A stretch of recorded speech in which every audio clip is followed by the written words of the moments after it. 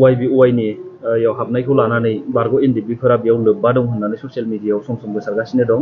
दा बेनि सायाव नोंथांमोनहा बारग' एनडिबि लोगोफोर नोंथांमोनखौ आंनि चेनेलाव बरायबाय। आङो दिनै माने सायाव भिडिअ लाबोदों। नोंथांमोना भिडिअ क्लिपखौ नुनानै बुजिखादों नोंथांमोना नङा होनबा?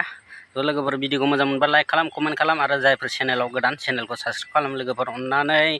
थ' लोगोफोर भिडिअखौ नायलांदो बिदिब्ला मानि सायाव भिडिअ लाबोदों नोंथांमोना भिडिअखौ नायलांबानो बुजिगोन। जोबजासिम नायदो लोगोफोर होमबाना बुजिगोन लोगोफोर।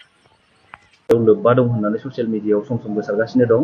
दा बेनि सायाव नोंथांमोनहा बारग' एनडिबिनि जानानै मा बुंगोन? दा गिबियावनो माने बेखौ दुखु मोननाय होननानै जों फोरमायो। जेरावनाखि बे बाथ्राखौ आं माने मैयासो एसे ससियेल मिडियायाव नुदों जे YBY खौ बारग' एनडिबिफ्रा लाबोदों, ओमफ्राय बेखौ रायजो राजाफोरनाव फोसावदों, बेनिफ्राय फैसा थिखांदों। आं मैयासो एक्सुवेलि बेखौबो आं माने ससियेल मिडिया एसेबां नुवाखै। थारमाने जोंनि मोनसे WhatsApp ग्रुप दङ, united forum of ex NDB Sonitpur district आरो बिनिफ्राय सेन्ट्रेल। बे एप्सआवसो आं नुदों, माबायाव बे WhatsApp ग्रुपआवसो आं नुदों। नुनाया माने आसरित जादों, बे खोथाया बोरै जाखो आं माने बेखौ आसरित जादों आरो। दा बावहाय आङो इउनाइटेड फराम अफ एक्स एनडिबिनि दानि सोलिबाय थानाय दुलाराय आसामनि सासे लेङाइ गौथुमारि नेहाथारि। दा आं लेङाइ गौथुमारि जानानै आं बेखौनो रायजो राजाफोरनि सिगाङाव बुंनो सानदों जे बे YBY होननाय मोनसे एप्स, जेरावनाखि ट्रेडिं एप्स, बे एप्सखौ खुनु जोंनि एनडिबिआ लाबोआखै आरो बिनि सायाव जोंहा जेबो नलेजबो गैया आरो बिनि सायाव जोंहा नायफिननोबो जोंहा सोलाबा आरो जों बेफोरनि सायाव जेबो जों खोमाबो सुवा, जों मेगनबो होआ। दा बावहाय बै जेरावनाखि माने गहपुरनि मा नाममोन बियो? अनिराम बसुमतारी। दा बेखौ लानानैनो माने मेजर खालामदों जे बिथाङा सासे एनडिबिनि लिडार मा बेबायदि खोथाखौ बुंदों।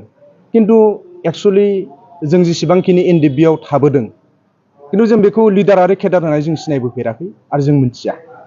हयथ' बेखौ बियो गहपुर ओनसोलाव जेरावनाखि माने जोंहा सिजफायार दंमोन, बे सिजफायार थानाय समाव हयथ' जोंनि माखासे बे साइडआव थानाय सेंग्राफोरजों हयथ' एसे एनै गिदिंफादों जानो हागौ, खिन्थु बेखौ जों मिथिया। खिन्थु जों आफाद हिसाबै बेखौ जों सिनाया आरो बे सासे एनडिबिनि मावथि सोद्रोमाबो नङा, जों लोगो मोनबोफेराखै। दा ओंखायनो जोंनिफ्राय बेखौनो गुरै खावलायनो सानदों जाहाथे रायजो राजाफ्रा बेखौ माबा मोनसे गोरोन्थि बा बिसोर माबा मोनसे खालामफैदों बे खोथाखौ साननो नाङा। जे YBY ट्रेडिंनि खोथा जों मिथिया, बेखौ जों गले गले बुंदों। आरोबाव जों उनाव बेबायदि माखासे ट्रेडिं एप्सफोर फैयोबा जोङो मोनसे माने दा माबासो मोनदों, जोङो मा होननानै बुङो बेखौ, मोनसे प्रेक्टिकेलसो मोनदों जे बेबायदि माखासे ट्रेडिं एप्सफ्रा जुदि जोंनि हारिनि गेजेराव हाबनो नागिरोब्ला जोङो बिनि सायाव एबारनिफ्राय जोङो गोख्रों नोजोरखौ लागोन होननानै जों आफादनि जानाय बेखौ फोसावनाय जाबाय। आं सनितपुर जिल्ला एक्स एनडिबिनि जानानै गाहाय नेहाथारि हिसाबै बेखौनो खावलायनो नागिरो जे बे YBआव जोंनि एक्स एनडिबिनिफ्राय जेबो लोब्बा गैया आरो बे YBखौ एक्स एनडिबिफोरा मालाबो लाबोआखै। बेखौ आं दुखु फोरमायो जे थांनाय समफोराव बे YBखौ जोंनि एक्स एनडिबिफोरा लाबोदों होनना रायजो राजाफोरा मुं सुगासिनो दङ। बेखौ आं गोसो गोरबोनिफ्राय दुखु फोरमायनाय दङ आरो बेखौनो बुङो जे रायजो राजाखौ जाहाथे बेबायदि ट्रेडिं एप्सफोराव साना हसिया बर' रायजो राजाफ्रा जाहाथे दा हाबथो आरो इन फिउचार बेबायदि भुलखौ दा खालामथो। जोंनि बर' हारिया ओरैनो मावना जाग्राखा, बेबायदि हिसाबै जों ओरैनो जोंखौ थगायनो गोरलै राहा लायो। ओंखायनो बेनिफ्राय जोङो बारग'ना थानाया जोंनि थाखाय मोजां आरो आं बेखौनो खावलायहरो दि जोंनि बर' रायजो राजाफ्रा बेनिफ्राय एसे साबधान जानांगौ।